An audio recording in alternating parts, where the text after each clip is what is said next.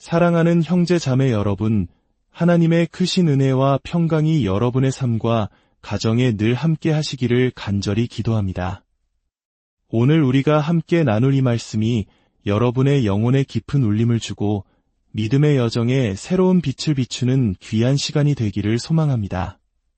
본격적인 이야기에 앞서 잠시 시간을 내어 이 채널의 구독과 좋아요 버튼을 눌러주시면 감사하겠습니다. 여러분의 작은 손길이 이 귀한 메시지가 더 많은 분들에게 전달되는 통로가 됩니다. 하나님의 말씀을 전파하는 이 귀한 사역에 동참해 주시는 여러분 모두에게 주님의 축복이 함께하기를 기도합니다. 오늘날 우리는 어떤 사람을 보고 하나님의 사람이라고 말할까요? 많은 경우 그 기준은 설교를 얼마나 잘하는가에 맞춰져 있는 것 같습니다. 유창한 언변과 논리적인 설명, 감동적인 예화로 청중을 사로잡는 사람을 보면 우리는 쉽게 그가 위대한 하나님의 종이라고 생각합니다. 하지만 설교를 잘하는 것과 그가 진정한 신앙인인 것은 전혀 다른 문제일 수 있습니다. 심지어 믿음이 없는 사람조차도 훈련을 통해 훌륭한 설교를 할 수 있습니다. 또한 우리는 능력이라는 단어에 매료되곤 합니다. 설교의 능력, 치유의 능력, 예언의 능력, 이런 가시적인 힘을 가진 사람을 좇으려 합니다. 그러나 성경이 진정으로 강조하는 것은 그런 외적인 능력이 아니라 그의 삶, 특히 가장 일상적인 공간에서 드러나는 거룩함입니다. 제가 미국에서 설교하던 시절의 일입니다. 한 교회에서 설교를 마쳤는데 그 교회 위원회분들이 저에게 다가왔습니다. 그리고는 대표되는 분이 이렇게 말했습니다. 목사님, 저희 교회 담임 목사님이 되어주십시오. 저희는 목사님을 우리 교회의 목회자로 모시고 싶습니다. 저는 그 말을 듣고 이렇게 대답했습니다. 정신이 온전하십니까? 그들은 당황하며 왜 그러냐고 물었습니다. 저는 차근차근 설명했습니다. 여러분은 제가 제 아내를 사랑하는지 알지 못합니다. 제가 디모데전서 3장에 기록된 목회자의 자격 요건을 정말로 충족하는 사람인지도 모릅니다. 여러분은 저의 인격이나 경건함에 대해 아는 것이 아무것도 없습니다. 단지 제가 영어로 설교를 좀 잘한다는 이유 하나만으로 저를 목사로 청빙하겠다는 것입니까? 어떻게 그럴 수 있습니까? 이 일화는 오늘날 교회가 하나님의 사람을 분별하는 기준이 얼마나 피상적으로 변했는지를 보여줍니다. 진정한 하나님의 사람은 강단 위에서의 모습이 아니라 그의 가장 사적인 공간, 바로 가정 안에서의 모습으로 증명되어야 합니다. 저는 강단 위에서 얼마든지 거룩한 척 연기할 수 있습니다. 기도하는 사람, 말씀을 깊이 연구하는 학자처럼 보일 수 있습니다. 하지만 저의 진짜 모습은 제 아내가 가장 잘 압니다. 제가 정말 하나님의 사람인지 아닌지 제 아내는 알고 있습니다. 안타깝게도 수많은 목회자의 아내들이 마음속 깊은 곳에 상처와 쓴뿌리를 안고 살아갑니다. 그 이유는 남편이 강단에서 선포하는 말씀과 실제 삶의 모습이 너무나 다르기 때문입니다. 말과 삶이 일치하지 않는 위선을 가장 가까이에서 지켜보며 그들의 마음은 멍들고 맙니다. 그래서 오늘 우리는 하나님의 사람이 가정이라는 울타리 안에서 어떤 모습이어야 하는지 성경을 통해 깊이 살펴보고자 합니다. 에베소서 5장으로 가보겠습니다. 에베소서 5장 21절은 이렇게 말씀합니다. 그리스도를 경외함으로 피차 복종하라. 어떤 분들은 이 구절을 다음 구절인 아내들이여 자기 남편에게 복종하기를 주께 하듯하라 연결시키면서 부부 사이의 복종은 상호적인 것이라고 주장합니다. 즉, 아내가 남편에게 복종하듯 남편도 아내에게 복종해야 한다는 논리입니다. 그러나 이는 문맥을 오해한 것입니다. 결혼 관계 안에서 상호 복종이라는 개념은 성립하기 어렵습니다. 만약 최종 결정권자가 없다면 그 가정은 혼란에 빠질 수밖에 없습니다. 바울 사도가 21절에서 말하는 피차 복종은 교회 공동체 전체를 향한 권면입니다. 우리는 그리스도 안에서 한 형제여 자매로서 서로에게 겸손한 마음으로 복종해야 합니다. 이는 목회자라고 해서 예외가 아닙니다.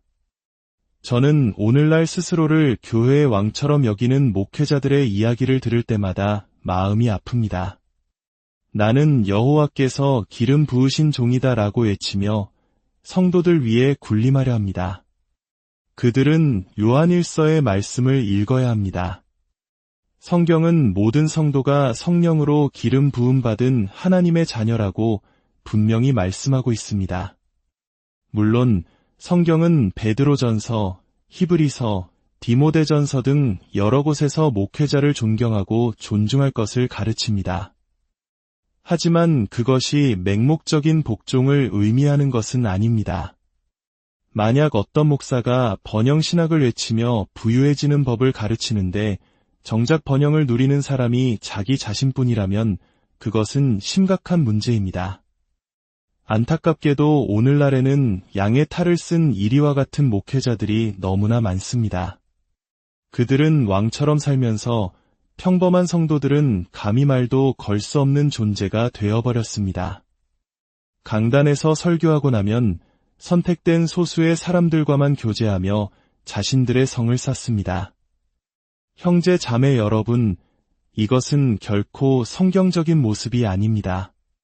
교회의 장로, 감독, 목사는 양떼를 돌보는 역할을 합니다. 동시에 교회 공동체 전체는 목회자의 삶을 주의 깊게 살피며 그를 영적으로 보호하고 돌봐야 할 책임이 있습니다. 목회자가 하나님의 말씀을 올바르게 성경의 문법에 맞게 가르친다면 그는 권위를 가집니다. 제가 문법을 강조하는 이유는 너무나 많은 목회자들이 자신의 환상이나 경험을 통해 성경을 자의적으로 해석하기 때문입니다. 성령께서 영감으로 기록하신 말씀 그대로를 전할 때 그에게는 하나님의 권위가 있습니다. 하지만 동시에 성도들 역시 성경을 가지고 있습니다. 성도들은 말씀을 공부하며 목회자의 삶을 관찰해야 하고 성경에 근거하여 목회자에게 권면할 때 그들 또한 권위를 가집니다. 예수님께서는 우리에게 땅의 어떤 사람도 아버지나 스승이라 부르지 말라고 하셨습니다. 우리의 스승은 오직 하늘에 계신 그리스도 한 분뿐입니다. 우리는 모두 그분 안에서 형제여 자매입니다. 목사, 교사, 복음 전도사와 같은 직분이 있을지라도 우리의 본질적인 관계는 형제입니다. 그렇기에 우리는 서로에게 복종해야 합니다. 한 가지 더 흥미로운 사실은 신약 성경 어디에서도 한 교회의 유일한 목사라는 개념을 찾아보기 어렵다는 점입니다. 성경은 항상 목사들과 집사들, 즉 복수 형태의 리더십을 이야기합니다. 집사들이 교회의 물질적인 필요를 돌본다면 목사들은 양떼의 영적인 필요를 돌봅니다. 단순히 강단에서 설교하는 것뿐만 아니라 성도들을 직접 방문하고 돌보고 상담하는 개인적인 사역을 통해 그 역할을 감당합니다. 이것은 참으로 고된 일입니다. 신약 성경과 종교개혁의 역사를 보면 한 교회에 여러 명의 장로, 즉 여러 명의 목사를 두는 것이 얼마나 지혜로운 일인지 알 수 있습니다. 나 혼자 이 교회의 담임 목사다라고 말하는 것은 매우 위험한 상황을 초래할 수 있습니다. 물론 이론적으로는 성도들이 목사를 돌보고 책망해야 하지만 현실적으로 목사는 성도들보다 더 많은 신학 공부를 했기 때문에 일반 성도들이 그를 책망하기를 두려워합니다. 혹여 성경을 근거로 지적하더라도 목사가 현란한 논리로 그들의 주장을 꺾어버릴 수 있기 때문입니다. 하지만 동역하는 다른 목회자들이 있다면 상황은 달라집니다. 나와 비슷한 수준으로 말씀을 공부한 동료들이 곁에 있을 때 우리는 서로를 돌보고 견제하며 함께 건강하게 세워져 갈 수 있습니다. 그래서 단독으로 목회하는 분들은 각별히 주의해야 하며 교회 안에서 다른 사람들을 리더와 목회자로 세우는 훈련에 힘써야 합니다. 이제 디모데전서 3장으로 잠시 가서 목회자의 자격에 대해 살펴보겠습니다. 이 자격 요건 중 단 하나라도 무시한다면 그 사람은 교회의 유익이 아니라 해를 끼치게 될 것입니다. 감독, 즉 목사는 책망할 것이 없으며 이는 목회자가 완벽한 인간이어야 한다는 뜻이 아닙니다. 우리 모두는 연약한 죄인이며 하나님의 은혜가 필요한 존재입니다. 다만 그의 삶에 다른 사람의 눈에 띌 만한 두드러진 죄가 없어야 한다는 의미입니다. 예를 들어 늘 분노에 차 있거나 음란물에 중독되어 있거나 인내심이 부족하거나 돈을 사랑하는 모습이 공공연하게 드러나는 사람은 목회자의 자격이 없습니다. 특히 오늘날 많은 목회자들을 넘어뜨리는 3가지가 있습니다. 저는 이것을 목회자를 위한 죽음의 삼위일체라고 부릅니다. 바로 돈, 명예, 그리고 여자입니다. 이 3가지 유혹 앞에서 책망받을 것이 없는 깨끗한 삶을 살아야 합니다. 한 아내의 남편이며 이것은 미혼 남성은 목사가 될 수 없다는 뜻이 아닙니다.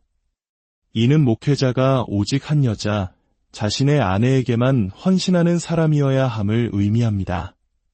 그리스도께서 교회를 위해 자신을 내어주셨듯이 아내를 사랑하고 자신을 온전히 내어주는 남편이어야 합니다. 나그네를 잘 대접하며 참 흥미로운 조건입니다. 어떤 목회자들은 자신의 집에 아무도 들이려 하지 않습니다. 그렇다면 그는 성경적으로 목회자가 될 자격이 없습니다. 성도를 환대하고 섬기는 것은 목회자의 필수적인 덕목입니다. 가르치기를 잘하며 이는 단순히 말을 잘하는 재능을 의미하는 것이 아닙니다. 사도 바울은 스스로 웅변술이 뛰어나지 않다고 말했지만 그에게는 하나님의 말씀에 대한 깊은 지식이 있었습니다. 목회자는 자신의 환상이나 경험이 아니라 오직 하나님의 말씀을 가르칠 수 있어야 합니다. 술을 즐기지 아니하며 더러운 이득을 탐하지 아니하며 목회자의 재정 지원에 대해 질문을 받을 때가 있습니다. 제가 보기에 목회자는 기본적으로 자신이 섬기는 교회의 성도들과 비슷한 생활 수준을 유지해야 합니다. 물론 예외는 있겠지만 이것이 기본적인 원칙입니다. 가난한 동네에서 목회하는 목회자가 성도들은 상상할 수 없는 호화로운 생활을 한다면 그것은 옳지 않습니다. 반대로 교회는 목회자가 품위 있게 생활할 수 있도록 지원할 책임이 있습니다. 선교사나 다른 사역을 후원하면서 정작 자신들의 목회자를 돌보지 않는 교회가 있다면 그것은 잘못된 것입니다. 교회의 첫 번째 재정적 책임은 자신들의 영적 지도자를 돌보는 것입니다.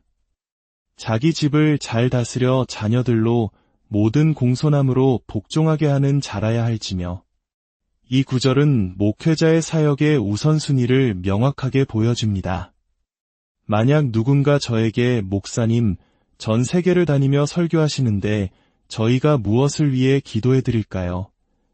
라고 묻는다면 저는 주저없이 이렇게 대답할 것입니다. 제가 좋은 남편이 되도록 기도해 주십시오. 그리고 두 번째로 좋은 아버지가 되도록 기도해 주십시오. 성경적으로 볼 때 제 아내는 제 자녀들보다 더 중요합니다.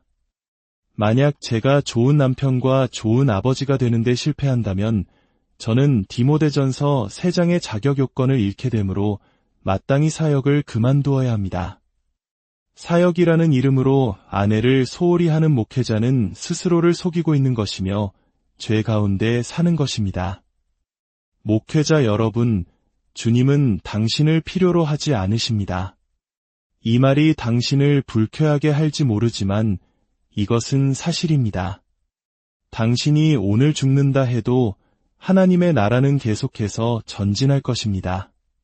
주님은 저를 필요로 하지 않으시고 이 교회도 제 선교단체도 필요로 하지 않으십니다. 주님은 아무것도 필요 없으신 분입니다.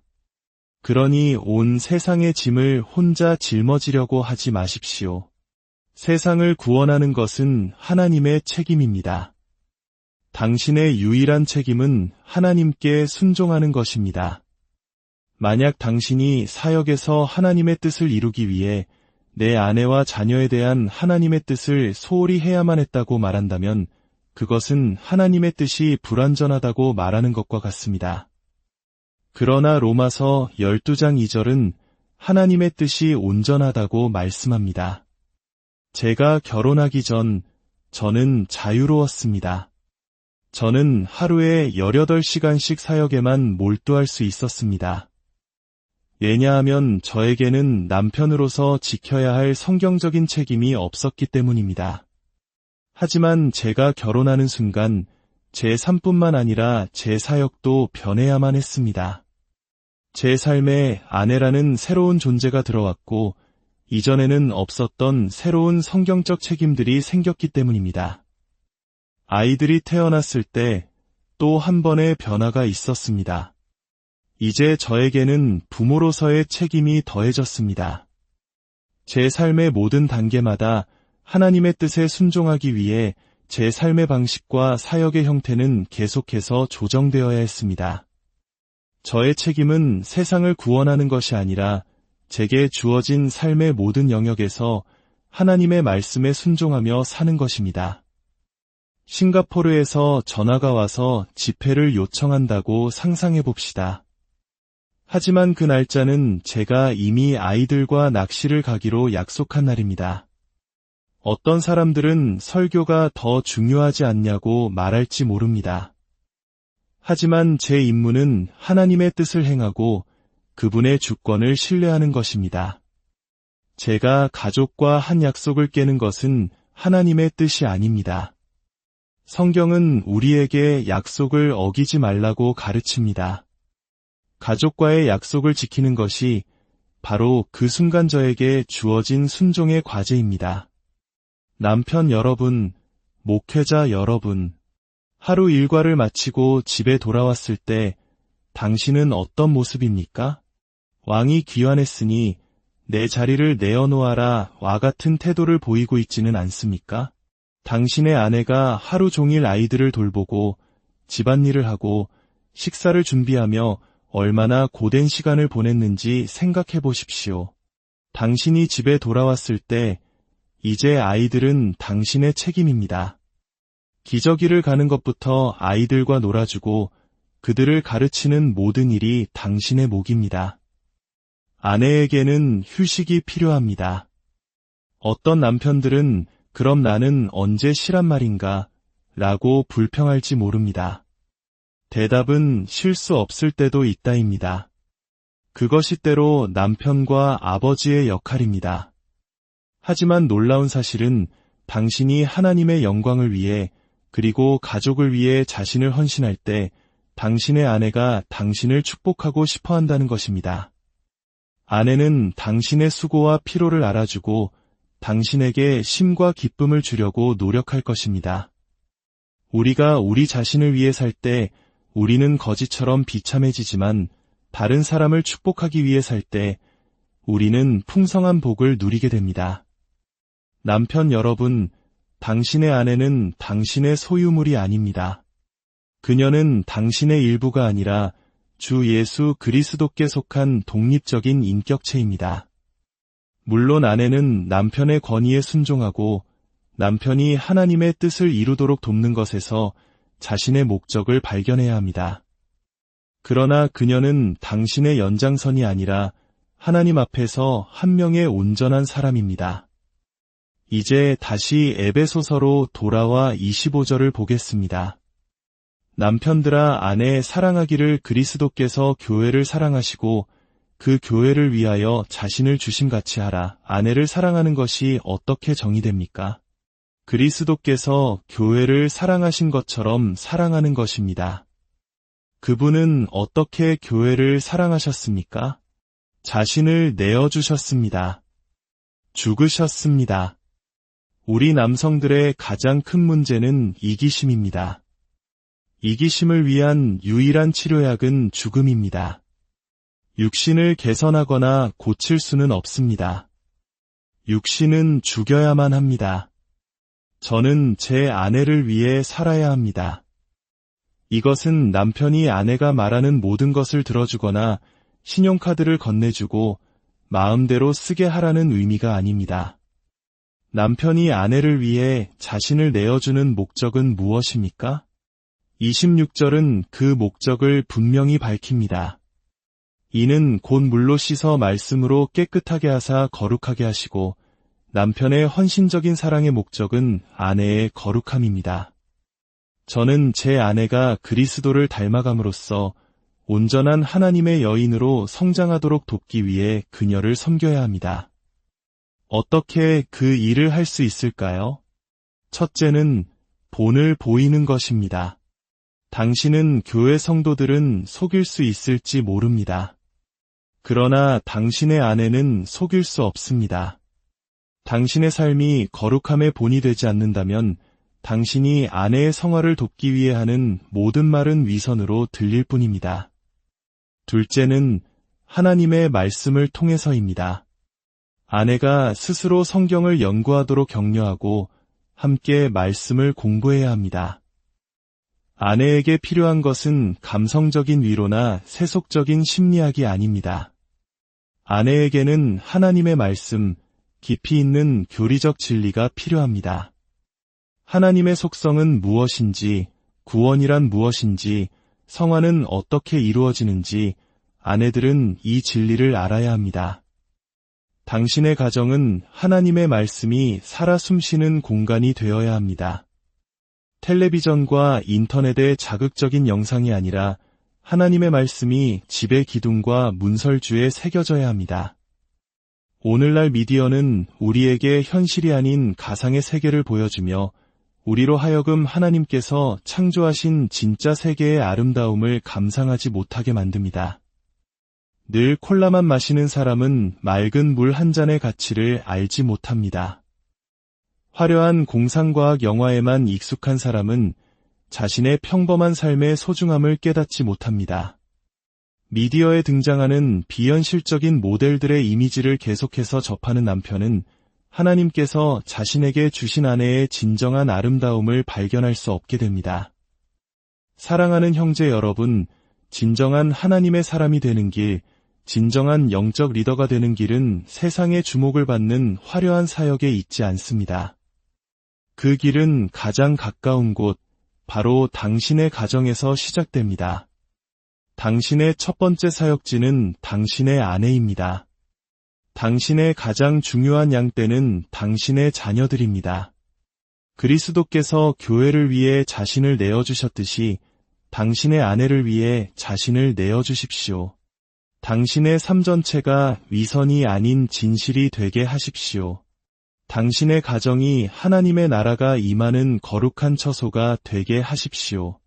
그렇게 자신에게 죽고 가정을 위해 십자가를 질 때 당신은 비로소 강단에서 선포하는 말씀에 생명력을 더하는 참된 하나님의 사람이 될 것입니다. 이 말씀을 듣는 모든 남편들과 아버지들, 그리고 미래의 남편과 아버지들이 가정에서부터 신실한 하나님의 사람으로 세워지기를, 그리하여 여러분을 통해 가정이 회복되고 교회가 든든히 서가기를 주님의 이름으로